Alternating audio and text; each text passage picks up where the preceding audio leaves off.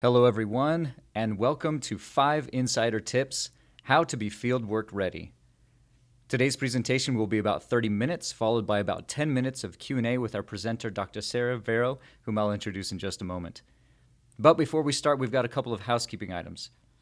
First, we want this webinar to be interactive, so we encourage you to submit any and all questions in the questions pane, and we'll be keeping track of these for the Q&A session toward the end.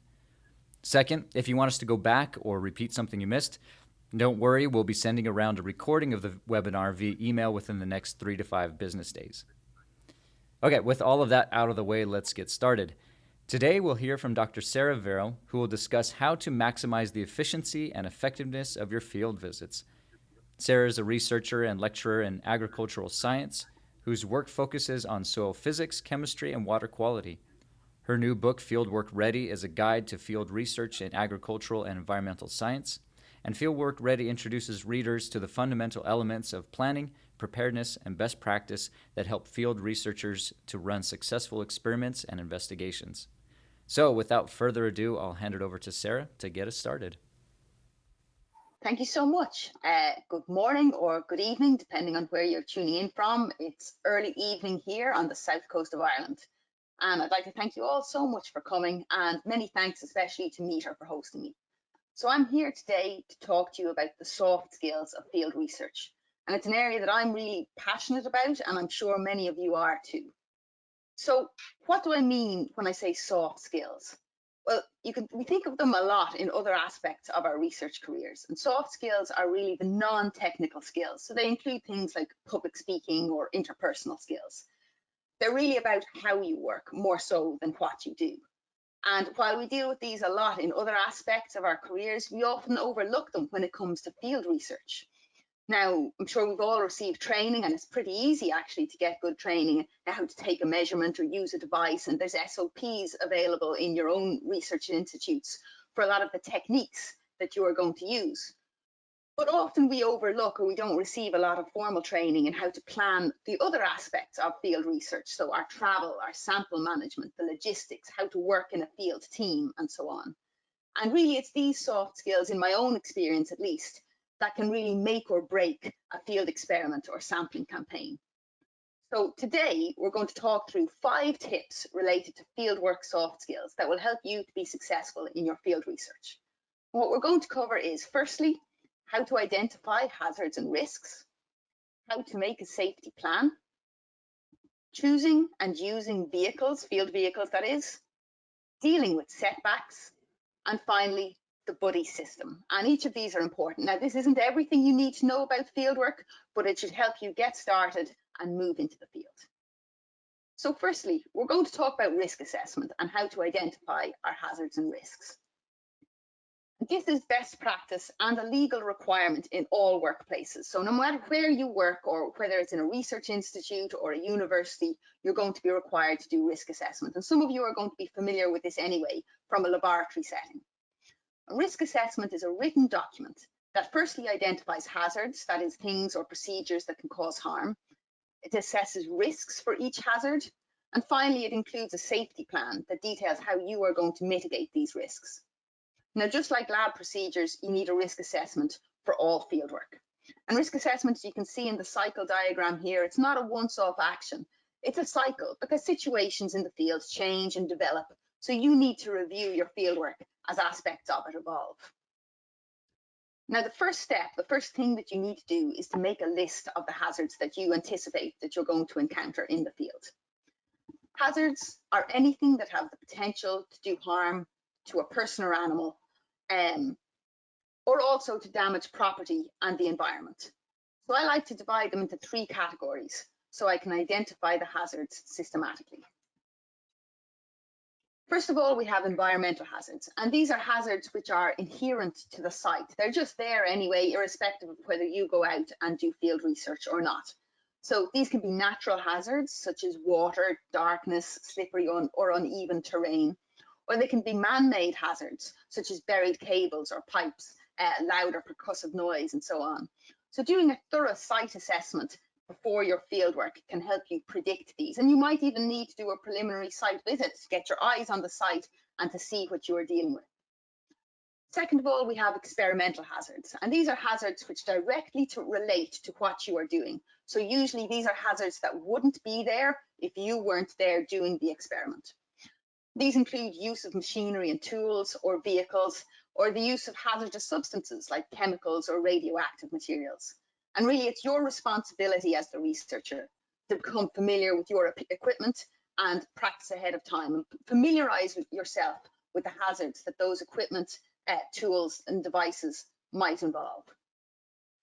Finally, we're going to categorize personal hazards, and these are hazards that relate to you, your team, or to other humans. So these include things like lone working, working outside of hours. So usually outside of hours means outside of standard working hours. So outside before 8 in the morning or after 6 in the evening, roughly. Exhaustion, manual handling, which is a very, very common hazard in all workplaces, really. And then at the extreme or the more unusual end of things, crime, and hopefully you won't encounter any of that. And the reason I subdivide the hazards into these three categories is because it helps you work through and identify the hazards systematically. If you don't have a systematic approach, as we all know as researchers, it's very easy to overlook things. So once you've made a list of all of the hazards you anticipate at your field site or as part of your field work, the next step is to identify the level of risk that you anticipate for each hazard. Now, what is risk? Well, risk is really a combination of three individual factors. Firstly, you have how likely is it that the hazard will cause harm? This is your likelihood factor. Secondly, we have the severity, how severe, how important, or how negative is that harm going to be? And thirdly, we have who might be exposed, because some people might be more vulnerable to harm than others, and you have to take account of that. So for example, someone with an underlying health condition is more vulnerable than someone without. Now, there are different ways to categorizing risk, and I've often seen it done numerically, where someone might use a scale from 1 to 10. Personally, I don't prefer this method because it's not always clear which direction the scale operates on. Is 1 the highest risk? Is 10 the highest risk? And it's also a little blurry of what the difference between individual numbers is. Like what's the manifest difference in reality between a level 6 and a level 7 of risk? So I prefer a much simpler, clearer risk rating. So I go low, moderate, or high risk categories. Now, what is a low risk hazard? A low risk hazard is one that has a low likelihood of harm, and even if harm occurs, it's of fairly low severity. So let's say you could get stung by a nettle, but you don't have an allergy, so it's really low risk. It's not going to do you much harm in the grand scheme of things. A moderate risk means an increase in either the likelihood of harm or the severity of harm. So let's say you don't get stung by a nettle. Let's say you get stung by giant hogweed, which is a common toxic plant over here, or let's say stinging ivy in parts of the US. The harm in this instance would be far greater than the harm of a nettle sting. So you would raise it to a moderate level of risk. What's a high risk hazard? Well, a high risk hazard would be anything that has either a high likelihood of harm or a high severity of harm, or any harm done to a vulnerable person. So in this scenario, it would be high risk if the person who gets stung has the propensity to have an allergic reaction. That would always be a high risk factor. And you should take note of what risk you assign each one of the hazards that you've listed. Now, we've been talking so far about the written risk assessment that you do before you go to the field, but you may also have to assess risks as they occur in the field. So to do a dynamic risk assessment. And you mightn't write this down at the time because it's usually kind of a spur of the moment thing, but you can document it after fieldwork. Now, why might you do a new risk assessment? You've already done a risk assessment, you've arrived on site and you want to, get on with doing your actual experiment. But let's say the scenario isn't exactly the same as you had anticipated when you were planning this back at the office. For example, if you work in an agricultural setting, let's imagine that the field where you were intending to dig a soil pit, well, it has a bull in it and it didn't normally have a bull in it. That animal might now present a risk to you and to your team. So you're going to have to revise your risk assessment and make decisions on the spot. So scenarios are dynamic. So the first thing I would say is to take note of warning signs or the evolving situation. Just because you're engrossed in your work doesn't mean you should not pay attention to potential hazards or changes as they develop. And weather is a key example of this. You should then assess the risk. So stop what you're doing, have a little think and maybe a discussion with your team and identify whether this is serious, whether you need to change what you're doing or to put in a new safety procedure. Consider your mitigation options. What are my options to handle this hazard or to lower the risk? And then remember, you can always decide to withdraw from fieldwork on any given day if the situation is majorly different from what you planned and prepared for. And this is particularly true if there are unexpected hazards. Remember that it's better to come back another day and try again rather than risk the safety of you or your team, or even, which is less serious but still very negative, to compromise the integrity and the utility of your site. So next up, I'm going to show you a sample risk assessment template. Now, each of your workplaces might have a standardized risk assessment template for everyone to use. If not, feel free to use something like this or email me. I'm going to put up my email later. I'd be more than happy to send it to you. And most risk assessment templates look something like this. I'm just going to point out a few key details. First of all, risk assessments should record who is responsible for the task at hand and who composed this risk assessment. You should always note where the assessment refers to and what it is that you intend to do there. So why are you doing fieldwork there? What methods are you going to be using? You should also have a site description because this will link to your environmental hazards. You then need to list systematically each hazard, the risk level you've assigned to each hazard, and what your safety measures, your safety plan are. And I'm going to go on to that shortly. But the one thing I would say is just in this example slide, I've only listed 3 potential hazards. You're probably going to have more than that. So you can obviously just add rows as necessary. Now, crucially, you'll see here that all personnel who are involved in fieldwork should sign off that they have read this risk assessment and are aware and understand each of the hazards and risks. And this is your responsibility as the team or the field leader, or if you're just a member of the fieldwork team and you're not the leader, you need to have personal accountability that you've familiarized yourself with the procedures, you're aware of the hazards and risks, and you commit to adhering to the safety protocol that are described here. And really, you should go through this with your team at team meetings or prep before you go to the field. This isn't something that you discuss when you're unloading the van. It's much more serious than that, and it needs to be given adequate amount of time and consideration. So once you've got your risk assessment completed, the next thing to consider is your safety plan. And this is the series of steps that you take to reduce the hazards and risks. Now, first of all, I would say always address the highest risk hazards as the priority. So the hazards that are the most serious, that are most likely to cause harm or most severe harm. And you should consider if you can avoid a hazard entirely or if the measurement or technique is central to your experiment. So for example, if you're using a method, say using some radioactive materials, that's implicitly hazardous, before you go ahead and do that, think, do I really need to do this? Is that data actually going to be valuable? Is it essential to the experimental procedure that I have designed? And if it's not essential and it's very high risk, maybe you need to consider taking that out. Next of all, consider if you can alter the hazard itself in some way to make it safer. So let's take an example of working at height. The higher you go, the more severe the impact of a fall is going to be. So consider, do you need to work at an extreme height, or can you achieve a comparable result at a safer height?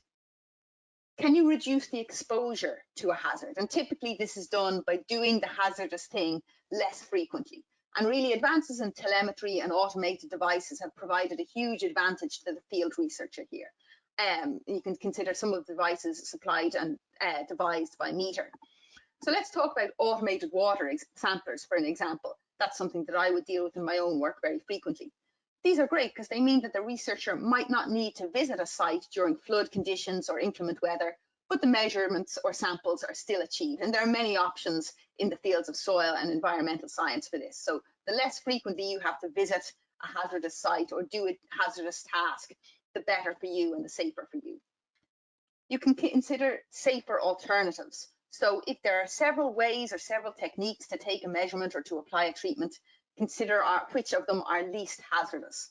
So let's take, for example, heavy equipment. And so soil augering equipment is one example of very, very heavy, bulky, awkward equipment. So these might pose a hazard from a manual handling perspective. The simplest way to reduce the risk here is consider, can you use a lighter device? And can you take measures to reduce the likelihood or the severity of harm? So let's take weather exposure for an example. It's a very, very common field hazard at both ends of the spectrum, either very, very hot, dry or humid weather, or very, very wet and cold weather. They can be equally harmful depending on your setting and scenario. Can you take into account in your planning procedure the local weather conditions and schedule your work for what would be optimal, both for the experiment and for the safety and comfort of your team? And finally, the final step in your safety plan is to define what PPE, personal protective equipment, you will use. Now, this might seem a little strange. Why is this at the bottom of the safety plan and not at the top? Because it's really probably the most common safety step that most of us take, not only in the field, but in the lab as well. The thing about PPE is that it assumes that the hazard cannot be avoided. You're going to be exposed to this hazard. And so it acknowledges that some level of risk to the researcher is going to be present. You should therefore try and lower the hazard or lower the risk as a priority. I'm not saying don't use PPE. In fact, you must use appropriate PPE. It's essential. But what I'm saying is consider managing the hazard and lowering the risk themselves before you resort to saying, well, it's a risky environment and I'll just do the best I can. No, see if you can take a proactive approach and make it less risky and less hazardous. So my final comments on the safety plan is that all members of a field team should carry an in case of emergency card like this. And this is just a little slip of paper. You can put it in your wallet or you can laminate it and keep it in your pocket, keep it in your equipment, make a badge, something like that. And it includes your personal details, who you are, what your research institute is, key medical details that might be important to emergency personnel, like blood type, allergies, or underlying conditions. You should have your doctor and your insurance details. And finally, it should list an emergency contact. And this could be a responsible person in your workplace, it could be your manager, or it could be a family member. The key thing here is that it is a person who can be reliably contacted. Now, hopefully it will never come to this, but you should have all the information that someone might need in case of emergency if things go really wrong. So that is the safety plan and risk assessment. Now we're going to move on to vehicles, and really having a good and a suitable vehicle for field research. It's often, it's what gets you to the site, it's what gets you around the site, and it's often where you set up your workstation, where you work from. So it's really, really very important.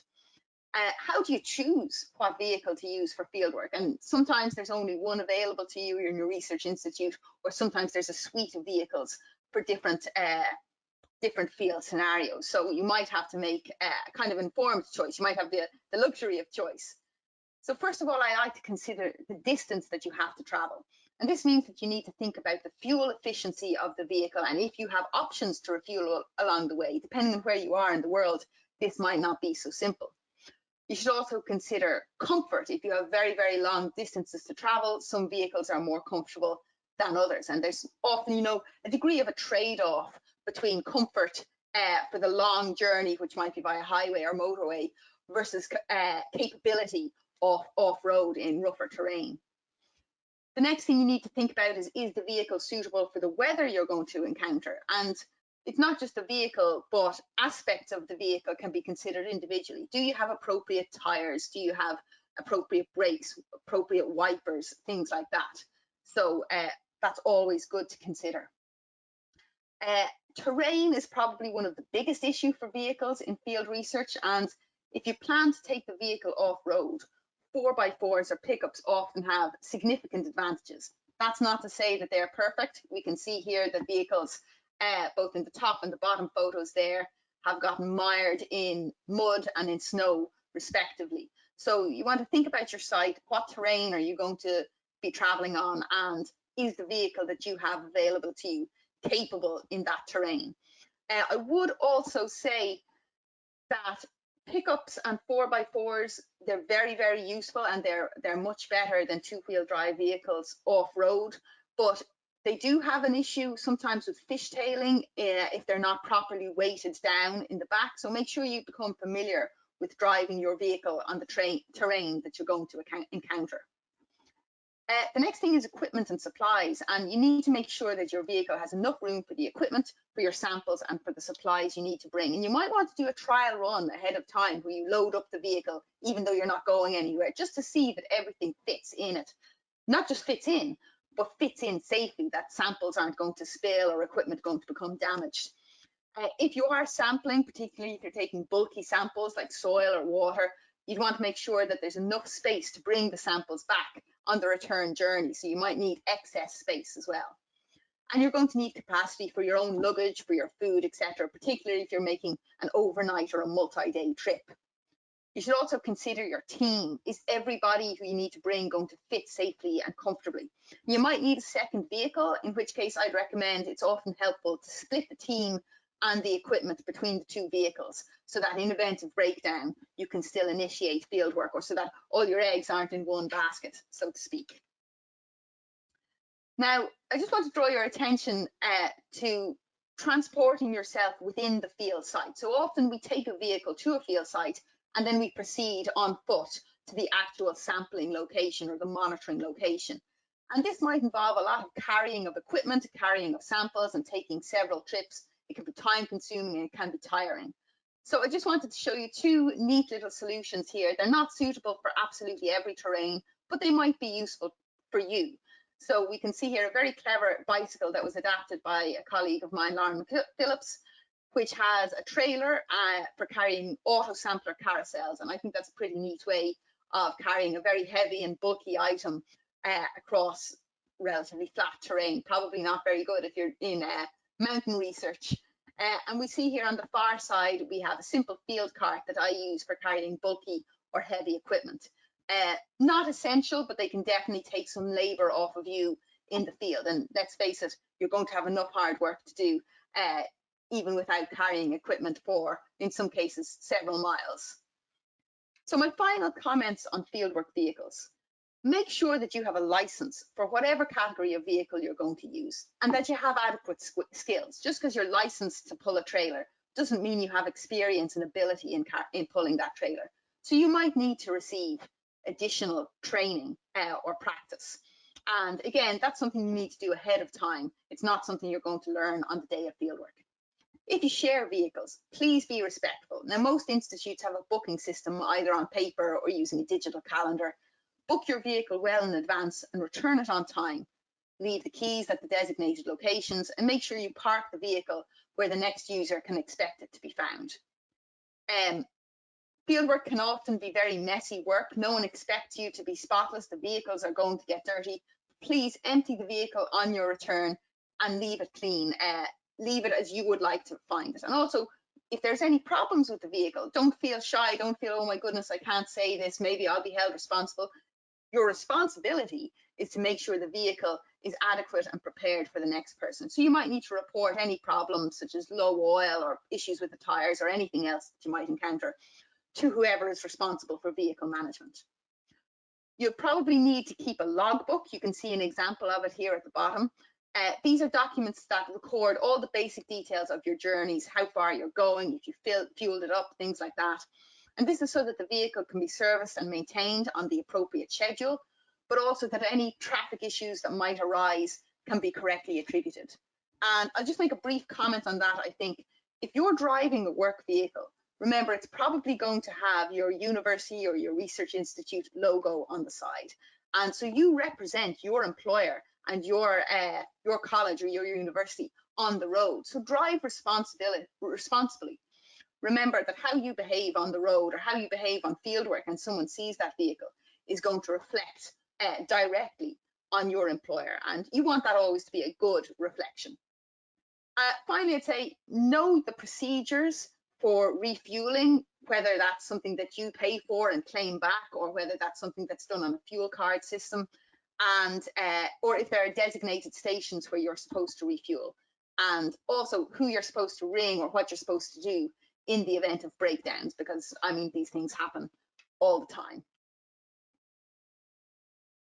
So next up, let's talk about setbacks in fieldwork. And I don't want to be negative at all. I hope you all have great success and many, many happy and wonderful experiences in your field research.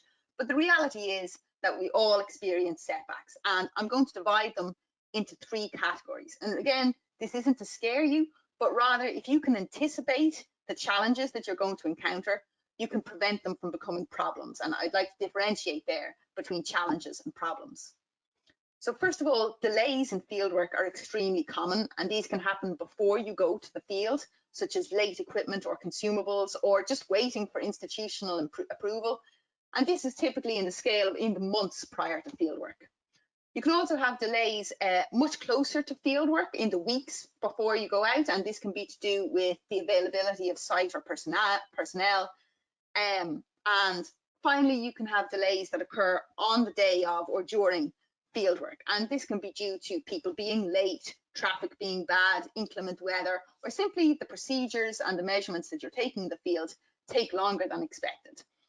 The key here is to manage your schedule. You should always allow for some extra time with no allocated tasks so that you can absorb these delays. And really liaising ongoingly with your team is crucial, and good planning can help you avoid negative impacts of delays. And I would say it's not just your team who's going to be with you in the field on any given day, but the wider team. So the lab that you're going to bring the samples to, the person you're going to get the fieldwork vehicle to, anyone who has to facilitate your access to the site. So really talking to people can prevent these delays from becoming a problem. Another type of setback is errors that occur in your data, and we can divide these again into 3 categories. First of all, you can have systematic errors. So let's say when an instrument is poorly calibrated, and these are usually consistent in magnitude, and they're also typically directional. So let's say you have a dissolved oxygen sensor, and it consistently reads a certain percentage above or below the actual truth. And the answer to systematic errors in data is, or from devices rather, is in calibration and in regular quality control of your data. And that's what the one thing I would say, if you're using monitoring devices in the field, really QC your data, set aside time at regular intervals to look back at the data and see that the machinery is performing the way you want it to. Second, and much more problematic, are random errors. And these are more difficult to deal with because they're not consistent. An example would be that you're using a balance in the field and it's not level or stable. And this creates variability in the measurements. And the real problem with random errors is that you can't apply a simple correction factor because you don't know how large or in what direction the error is. So the best way to prevent these is to calibrate your equipment, to follow your SOPs to the letter, and to be thorough. Make sure you're using the device as it's intended to be used. Now let's talk about the final category of setback, and that's accidents. Accidents are when something goes wrong that negatively affects a person, the experiment itself, or your equipment. Now it's a very broad category, so I'm not going to list all of the accidents that you might have. Rather, I'm going to give you 6 steps to help you deal with accidents if they occur. First thing to do is do nothing. Stop and think. Acting hastily when something goes wrong can often make things worse. And I suppose if anyone's ever done a first aid course, I'm sure you've been told if someone has a head injury or a suspected head injury, you don't go and move them because you could make it worse. You leave them be, you think, and you deal with the scenario in a level-headed way. And that analogy can be expanded to any accident. The next thing you do is you ensure that all people are safe. So this is yourself, your team, and any third parties. People are more important than anything else. No experiment is more important than any person. So safety is your #1 priority. You might even need to leave the site immediately to call emergency services or to take other action. Once everyone's safe, define what has happened and be specific. It's easy to be panicked and not really identify clearly what went wrong and why, but this is actually crucial. So you don't want to misinterpret the scenario. Next up, you need to report this information to your supervisor, to a safety person, or to any other relevant authority if there is one. You need to tell them what you determined in the previous step. So that's particularly crucial if you're dealing with any sort of emergency services. Next up, you need to review the scenario and determine the implications based on your analysis of the scenario. So because this accident has happened, what is going to happen to my experiment, to my fieldwork? Can new samples be taken? Does equipment need to be replaced? Does the experiment need to be scrapped altogether? I hope not, but these things happen. Are the results still valid or are they compromised? And all of these things take some consideration. And you might need to give a little bit of time for this. And finally, once you've determined the implications, you can implement and design, or you can design and implement rather, an effective solution. And that's the next step, is not just dwell on the accident, but to take action and move on from it. And finally, I would say that setbacks, they happen to absolutely everyone, and you've got to get over them, both in a practical perspective and from a psychological perspective. Machines break, data gets lost, delays happen. Your longevity as a researcher really depends on overcoming these setbacks and learning from them. And what I'd say is, if you want a bit of fun, ask around your research institute. Everybody has a fieldwork fail story. So that should also make you feel better if you're ever thinking that nothing could possibly go worse.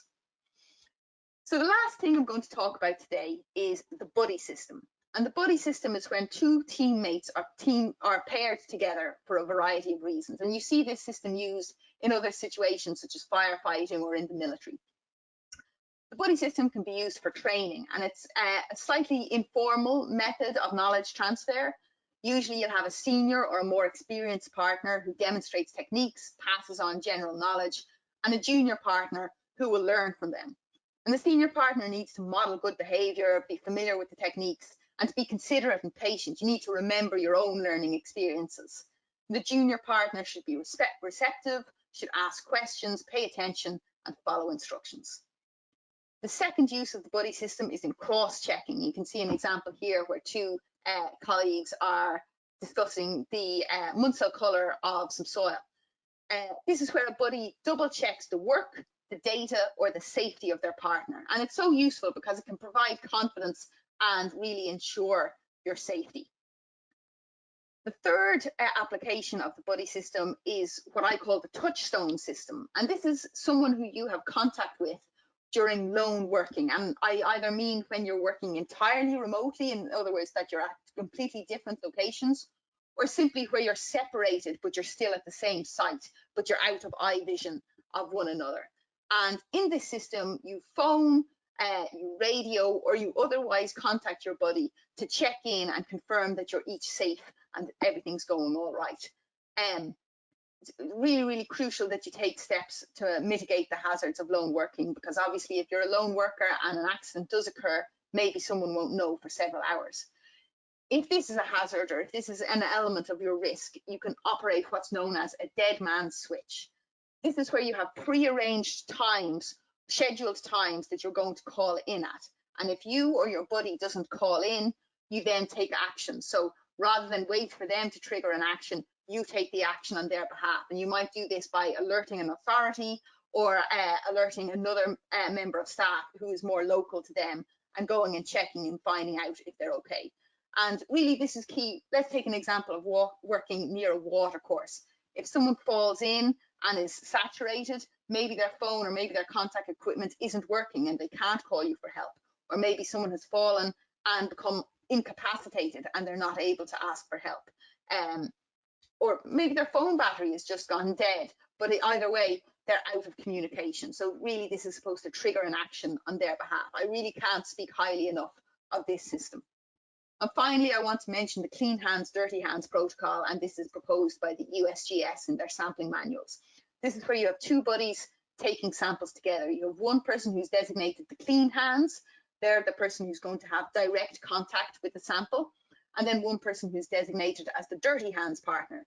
And they're the person who's going to handle direct sources of contamination. They're going to handle the outside of sampling containers. They're going to handle tools, and they're going to record the data. And the reason for this is really to maintain sample quality. So just to recap, we have 4 applications of the buddy system: one for training, one for the confirmation of data, one for safety, and one for ensuring sample quality. So how do you use the buddy system successfully? First of all, get to know your partner. It's helpful if you're friends, but if you're just familiar with them, with their strengths, with their weaknesses, with their knowledge, you can learn to rely on one another. Practice good communication. That means listening and communicating back. Communication is obviously a two-way avenue. You should be considerate and respectful, and you should anticipate their leads. That's one of the reasons that we work in a team, is so someone else can pick up the slack, and really 2 people together, or more than 2 people together, can often do more than 2 people working in isolation. Try and be patient. I know fieldwork can be frustrating at times, and offer and accept help. You're not here to do this all by yourself. The reason we work in teams in fieldwork is so that we can kind of support one another and accomplish more together. And I'd say that there's really, in my experience at least, no better place to learn teamwork than in the field. So I know that's a lot to cover for one morning or one afternoon. I'd like to thank you all so much for listening. And again, thank Meter for hosting me. There's a lot more to fieldwork than what we've discussed here today.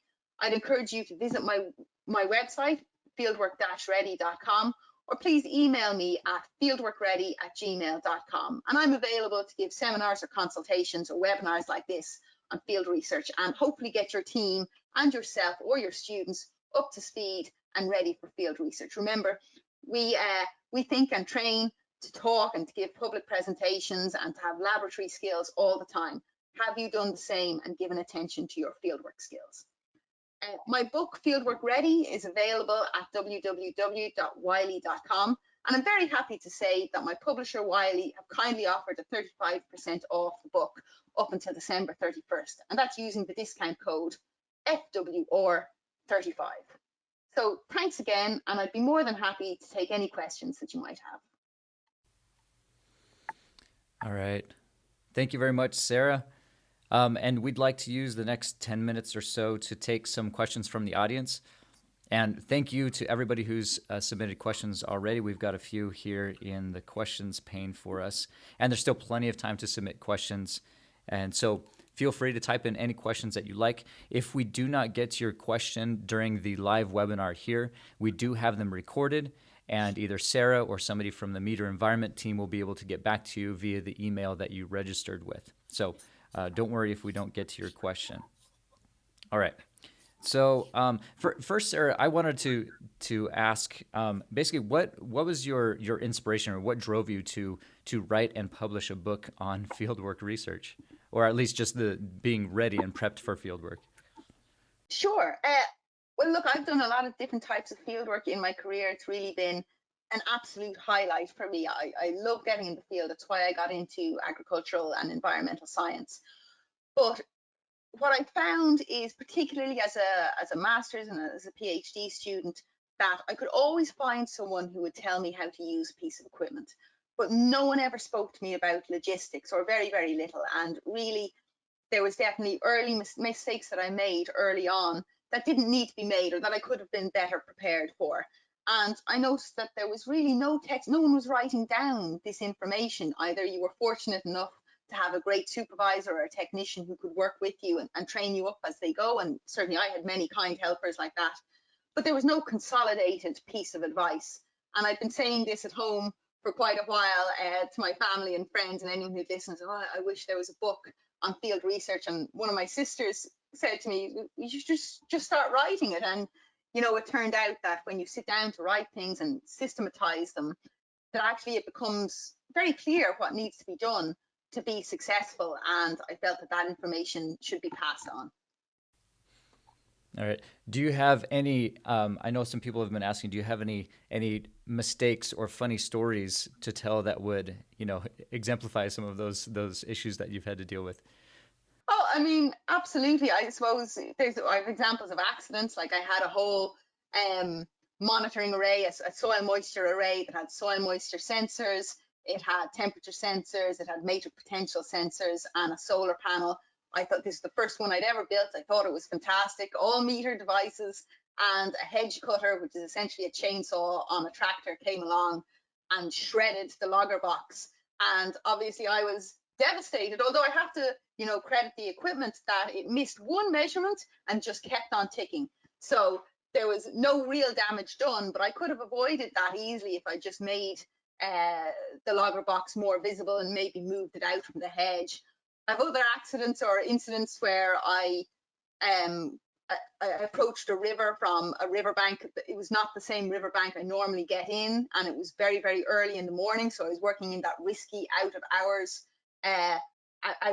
window, and I fell in the river. And I was fortunate enough that it wasn't as high as it might have been, but I was submerged up to above my waist, and I had clean and dry clothes that I was able to change into and I was able to contact someone. But really, that's an accident that it could happen to anyone, but it also can go quite wrong. On the funny side of things, I do remember spending a whole day sampling grass samples and soil bulk density samples early on in my career. We were at the top of a very windy hill and we had all of these samples, hundreds of samples in a big crate, and the wind, whatever way it caught the box and whatever way we must have put it a little unstable, it tipped every single sample out and they all went rolling down the hill. And I won't repeat on recording what my colleagues said, but these things happen to everyone all the time. Mm-hmm. And I will, along with that, I will offer meter support services as well. If you do have any questions or want any insight about how to, or at least any help in setting up a field research system, I know we do have a lot of really good experts here at our support team. So feel free to reach out, and they will help you in setting up your research there. If I can add to that, that's one of the things I think is really great about working with meter or with field equipment companies, is that you don't have to figure this out on your own. And that was certainly something that was a great help to me, not just in the early days, but I contact meter and I contact other companies if I'm using their equipment all the time. There's experts available that can talk you through not just the technical side, but the reality of using their equipment. So don't feel it's not like an IKEA catalog where you have these little pictograms and you have to figure it out. No, someone is available and you can reach out and get help. And I'd really encourage people to do that. All right. We do have a question from the audience asking about site-specific risk assessment and mitigation plans. So are there instances where there might be a specific site that it requires a research team to fill out a site-specific risk assessment or plan? Is there a universally accepted or equivalent risk assessment or mitigation plan that teams might use? Yeah, that's a very good question. Really, all risk assessment should be relatively site-specific. So, in other words, if you're using the same techniques that you always use, let's say you have a certain suite of techniques that you use regularly, but you know you're going to be at a site that is very irregular, it's not your typical site, I would recommend that you do a new risk assessment for that site. Alternatively, if you're using sites that are on private land, whether that's a commercial site or an agricultural site or whatever that might be, they might have their own site safety requirements. So you might need to liaise with whoever is granting you access to that site and make sure you fill in whatever documentation that is standard or required for them. And then also I would say is check in with your specific employer. What I've given you is the general sort of universal principles of hazard and risk and site assessment. But your employer might have specific things that they want you to take account of or incorporate into your hazard and risk assessment. So they are the 3 points I would have to say on that. Consider the site, is it very different to what you would normally use? Consider the site requirements. Does the landowner or the manager there have particular documents that they want you to fill in? And then consider the requirements of your own employer or your own university. How do you deal with unplanned visits? So, for instance, like you've talked about issues with instrumentation or other things. Like, is there any specific insight that you would give to if you just have to jump up from your normal schedule and routine and head out to the field? Yeah, I love that question. Actually, and thanks whoever asked that. Thanks so much for mentioning that. For field research, you might have to do, I don't want to use the word emergency, but I think yes, an unplanned or an unscheduled visit. That's very, very common. And there's a couple of reasons you might need to do this. Number one, you might suspect that something has gone wrong with your monitoring equipment or with your site, things like that. So you might need to go there at short notice. Or alternatively, you could be waiting for optimal weather conditions or optimal river conditions. And so you might only have a matter of 24 or 48 hours notice that you need to get out there and get prepared. So really the question here is, can you make yourself ready at short notice? Now, making yourself ready is a little bit tricky, but I get around this. I always have a grab bag or a grab box that has all my basic tools for field research. So I'll always have fieldwork clothes that are set aside and ready. That includes my PPE, my boots, my high visibility gear. I will always have a basic toolkit, so I'll include my torch, my multi-tools, any specific tools that I need to use on my equipment. I always have spare batteries that are ready to charge, so I can swap them in with equipment if it's gone dead. And really the difficult thing, I suppose, might be your vehicles. You might have trouble getting institutional vehicle at short notice.